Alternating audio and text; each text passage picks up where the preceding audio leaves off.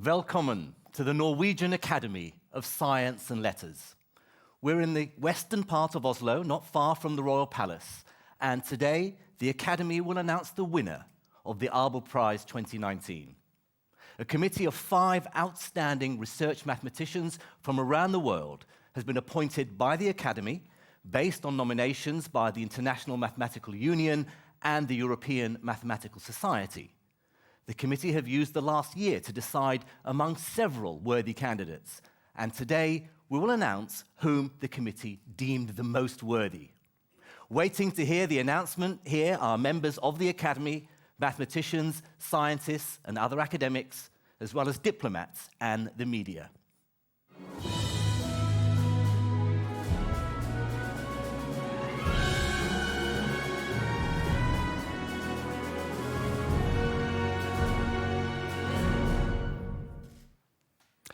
The Abel Prize is named after the Norwegian mathematician Niels Henrik Abel. He died aged 26 years old in 1829 and is still considered one of the greatest mathematicians of all time.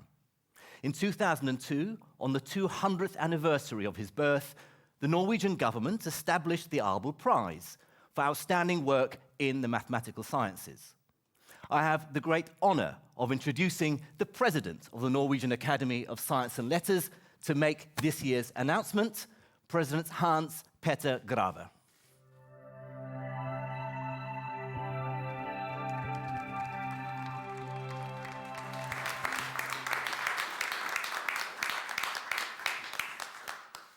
As the president of the Norwegian Academy of Science and Letters, it's my pleasure and privilege to announce the winner of the Abel Prize for 2019. The board of the Norwegian Academy of Science and Letters has decided to award the Abel Prize for 2019 to Karen Uhlenbeck for her pioneering achievements in geometrical partial differential equations, gauge theory, and integrable systems, and for the fundamental impact of her work on analysis, geometry, and mathematical physics.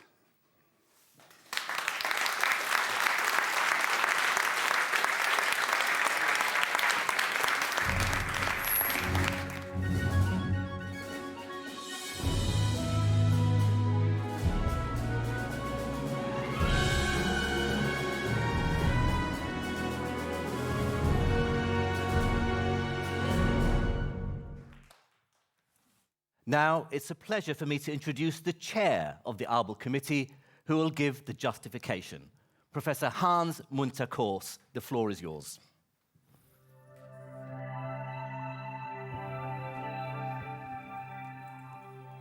Thank you.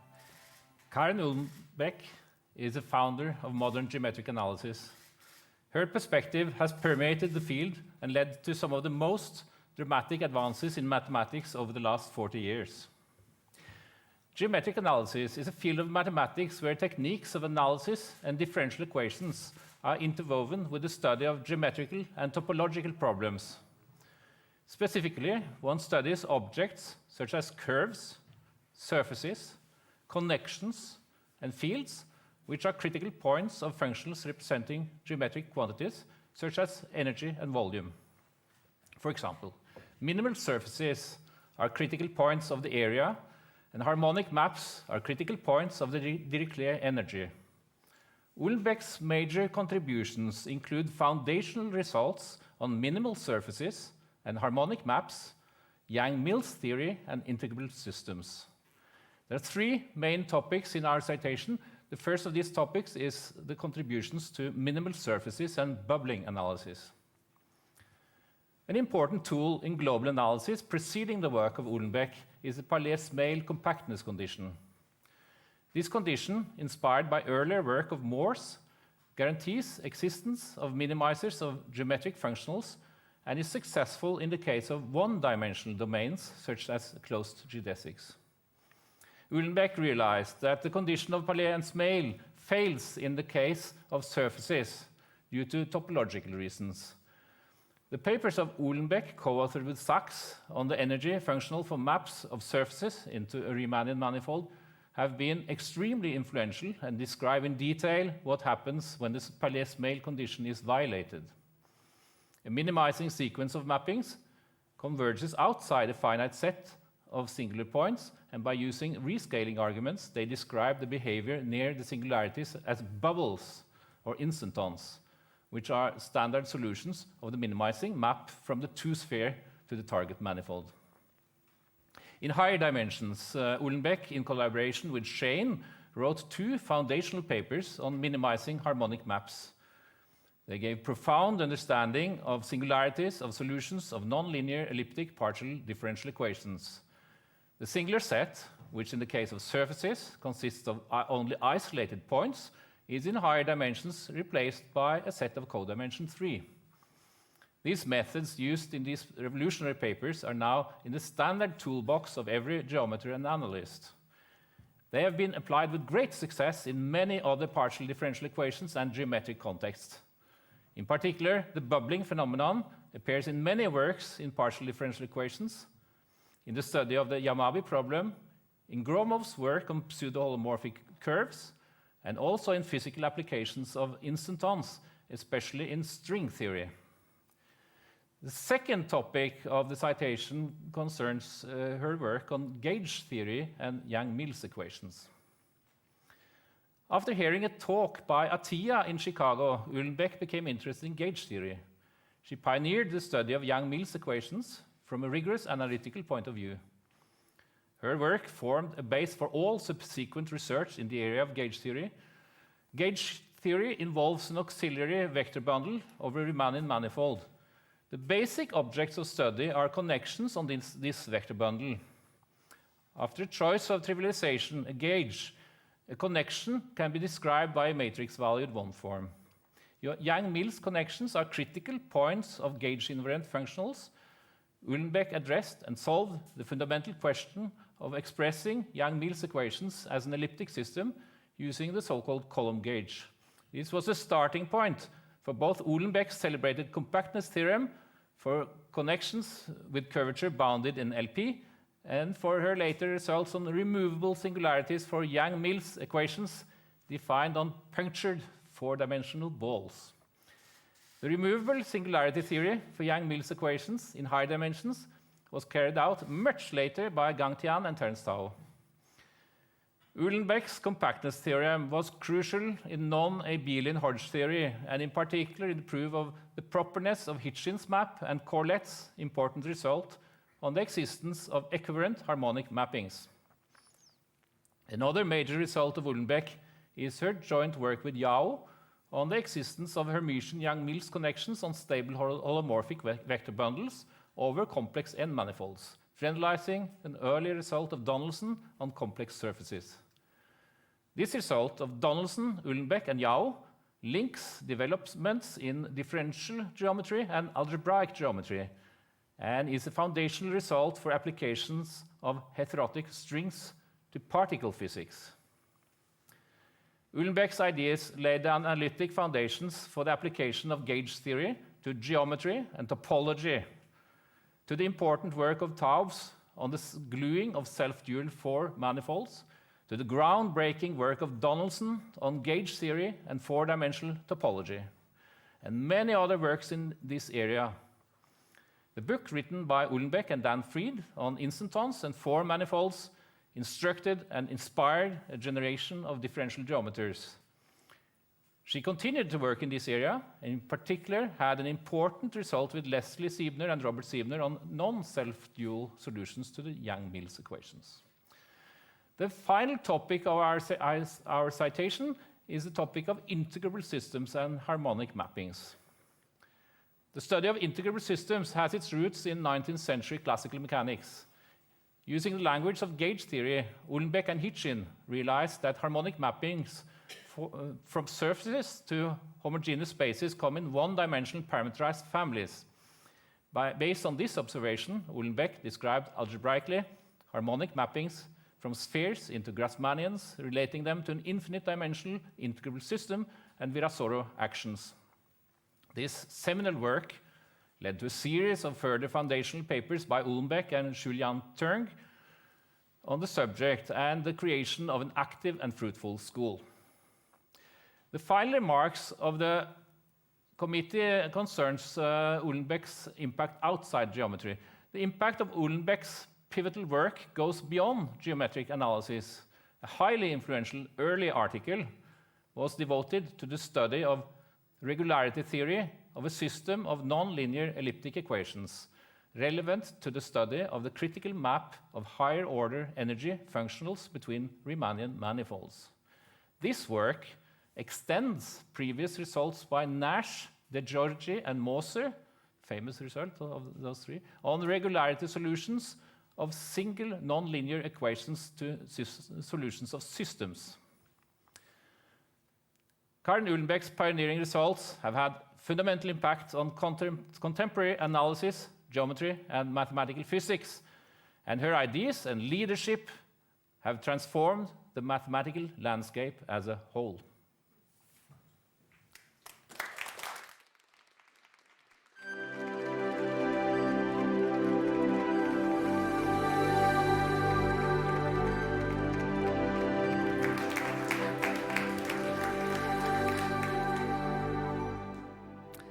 Thank you very much, Hans. Well, it's now my great pleasure to say a few words about Karin Uhlenbeck's remarkable life and work.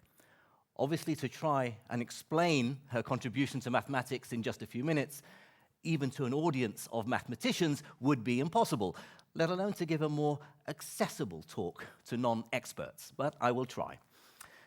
Karin Keskula, the eldest of 4 children, was born in Cleveland, Ohio in 1942.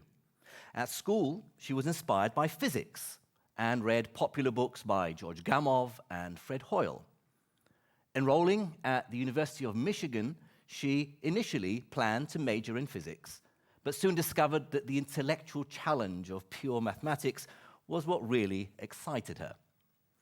Her PhD was on a very profound concept, and so I want to give you a simple example. It's called the lifeguard problem. Now, to rescue the swimmer, the lifeguard needs to get to him as quickly as possible. You might think that the fastest route is also the shortest one, a straight line. But she can run along the beach much faster than she can swim, so maybe she should minimize her time in the water, even if the total distance is now a little longer. In fact, the correct answer is one that is remarkably similar to the way a light beam refracts as it moves from air into water or glass. This is the quickest path. To work out the point at which she should enter the water, we use what is known as Fermat's principle of least time, which is a simple example of the field that Karin became one of the greatest experts on, the calculus of variations. This is the study of how small changes in one quantity can help us find the maximum or minimum value of another quantity, like the quickest route for the lifeguard. Karin Uhlenbeck's work on the calculus of variations was the springboard for her contribution to so many other areas of mathematics. At school, we learn that geometry is the study of shapes, algebra, the generalization of arithmetic operations, and calculus is the study of change. For Karin Uhlenbeck, these fields merged to become more exotic-sounding subjects like topology, group theory, differential geometry, minimal surfaces, harmonic maps, gauge theory, and integrable systems. It's difficult to pick out her most important papers, but I will try. Among her most highly cited works are 2 key papers on a subject called harmonic mapping, written in the early 80s. The first with Jonathan Sachs on the existence of minimal immersions of 2 spheres. That's not 2 spheres, but 2 spheres. However, to explain it requires a level of analytical geometry that is way beyond the scope of this presentation, and indeed of my own expertise, to be honest. The second was published the following year, this time with Richard Shane, on a regularity theory for harmonic maps. But some of her most influential and important works have been in papers that she wrote alone, such as these 2 on gauge theory, a profoundly important mathematical idea in modern physics that has helped us understand the different forces of nature and how they are related. High-energy physicists seek to find the basic building blocks of the universe and have, over the past few decades, developed what's now called the Standard Model of particle physics. This model relies on a number of mathematical theorems which Karen Uhlenbeck has helped develop.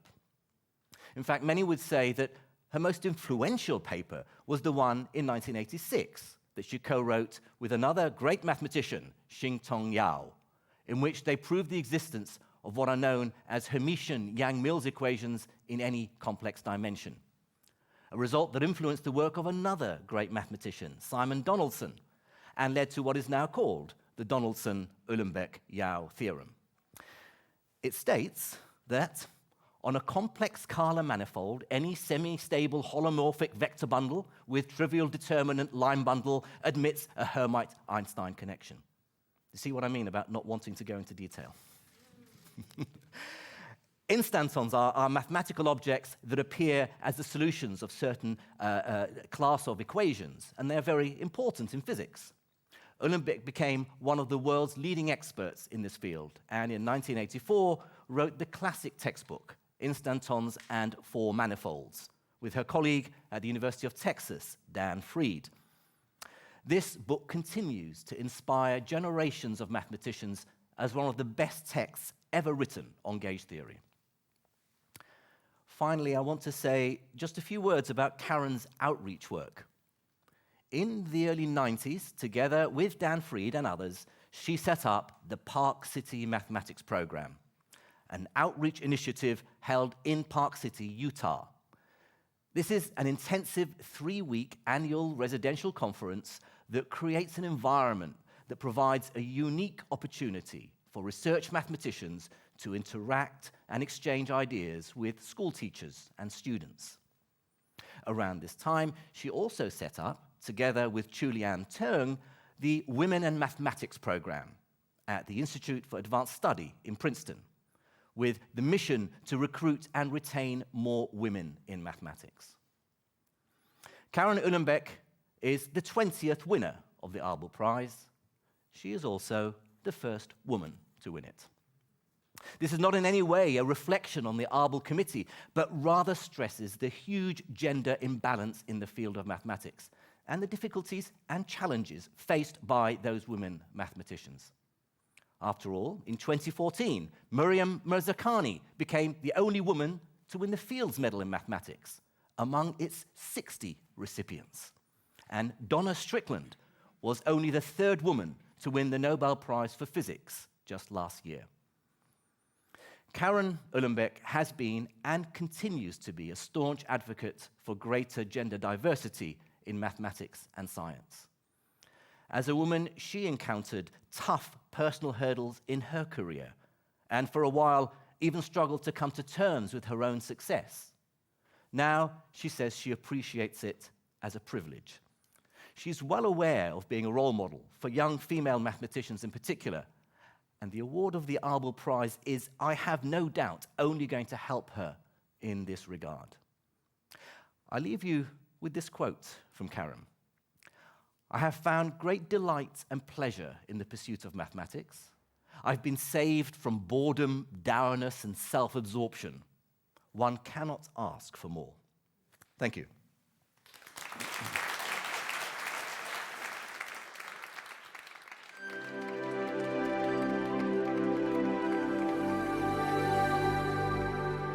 We're now able to go over to New Jersey, the United States, and speak to this year's Abel Prize winner, Karen Uhlenbeck. Karen, hi. Hello. First of all, many congratulations on the award. You must be thrilled. Oh, thank you. Yes, I'm thrilled and overwhelmed and don't really know how to respond. Well, listen, I just wanted to ask you a few questions, and I know this first one is a predictable journalistic question, but I feel sort of I have to ask it. How do you feel? How did you first feel when you first heard the news? Well, I was just overwhelmed. I was totally unexpected. I have not been traveling much for the last 10 years and not very involved in the mathematics community. I still go to seminars locally, but I don't travel much. And I feel very apart, and this was out of the blue, so to speak. I had no idea. Well, I know you're now living back in New Jersey, where you grew up.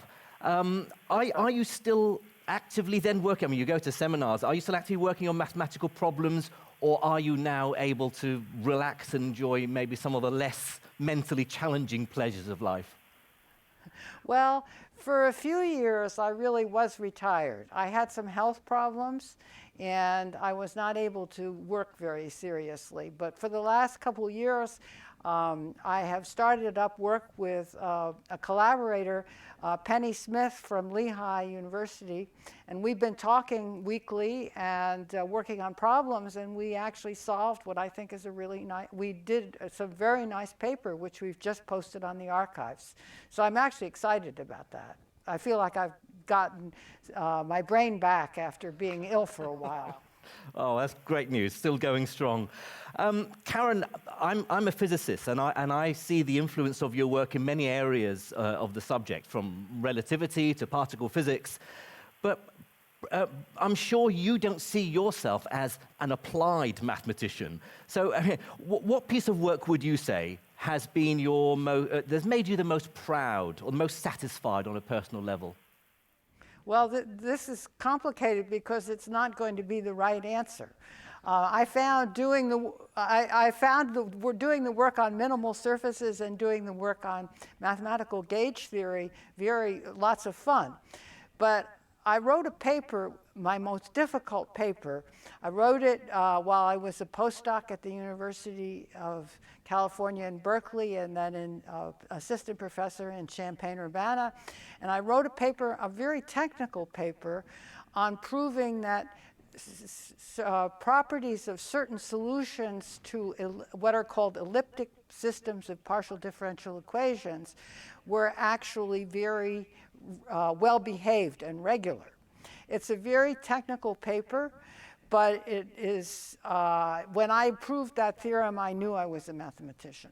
And it's not a paper that got very much recognition, but the experts in the field recognized it. And it really made me know that I was a mathematician to have done that work. That's interesting, isn't it? It's not the papers that you're most cited for. It's the ones that maybe on a personal level made you most satisfied that matter. Karen, that's right.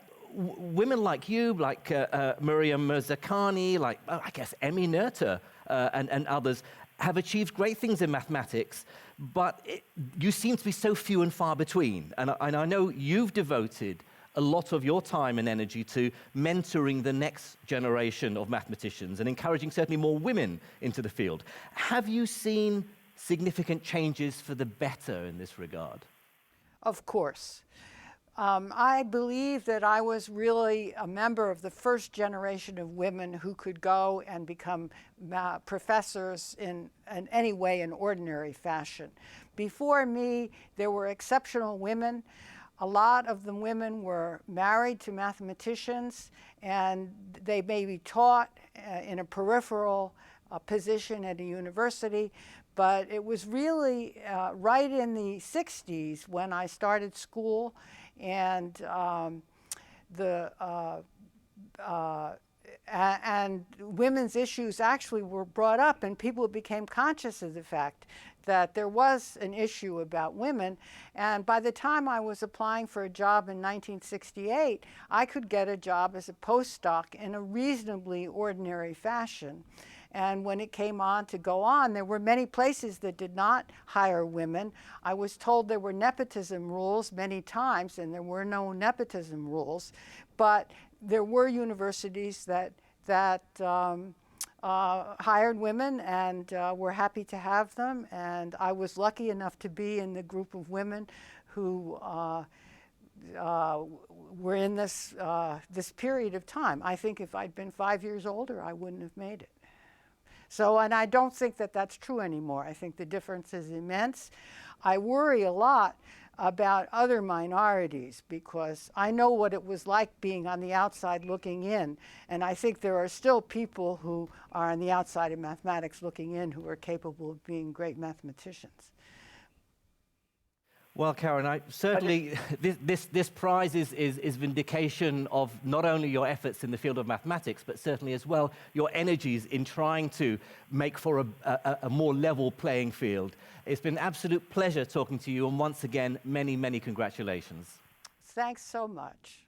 And thanks to everybody who's been supporting me all these years. Well, I'd now like to invite once again the president of the Norwegian Academy of Science and Letters, Hans Petter Graver.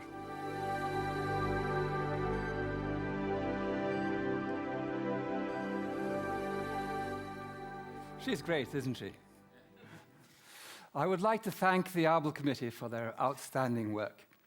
It's a pleasure for me to welcome the audience to the Abel Prize Awards ceremony in the University Aula in Oslo on Tuesday, 21st of May at 2 p.m. Norwegian time. Karen Ullenbeck will receive the Abel Prize from His Majesty King Harald V. Following the ceremony, there will be a reception at the Norske Teater, the Norwegian theatre, where the laureate will be interviewed in front of a live audience. Registration will soon be available through our website. You are most welcome to celebrating Karen Ullenbeck. Thank you.